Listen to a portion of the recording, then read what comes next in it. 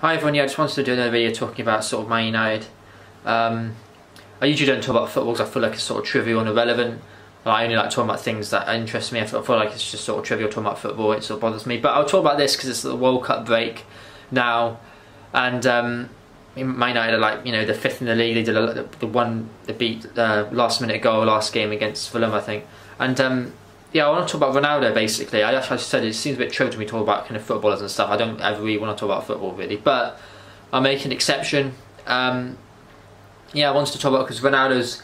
I haven't actually seen the interview yet, but Ronaldo's come out on Piers Morgan or something. Apparently, he asked him, and he wants to do an interview because he wants to leave. Apparently, he feels betrayed at the club, and I can sort of relate to that. I can relate to sort of you know, apparently Everton Hog's been bullying him behind the scenes, and I think especially like in July of this year or something about his daughter was ill or something like that, and the club aren't respecting him. They kind of keep him on the bench. They want to make an example out of him, and I kind of understand that. I almost feel like it's happening to me a little bit.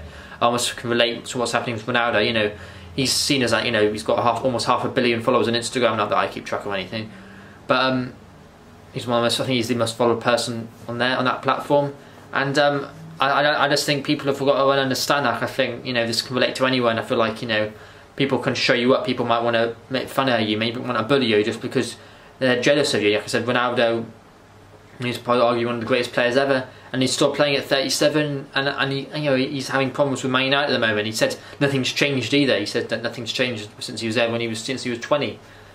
And I kind of relate because, like I said, I'm going through problems at the moment living in Swindon with this sort of underpass thing, and I can almost relate with what's happening with Ronaldo. I can think like, you know, Swindon Council are almost like Elliot Rai. They're like the boss, aren't they? And they're not really understanding. You know, they're not relating what I'm going through, what I feel about things. They're not having any. You know, they don't seem to care. Especially with what's happening with Ronaldo.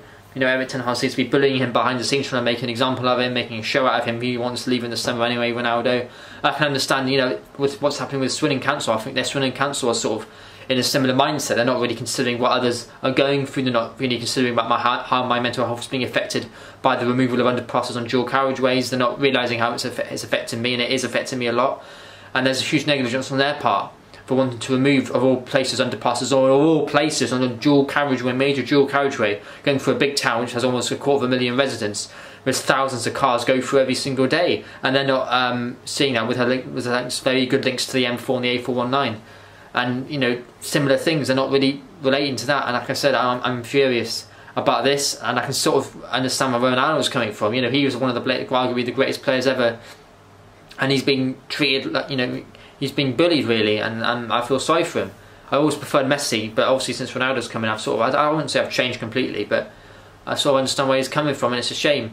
Like I said, I think people have got to understand, you know, it's a shame what's happening, and I kind of wish it, you know, changes. Yeah, me talking about Ronaldo of all people is starting to bother me. I'm gonna leave it as that. So yeah.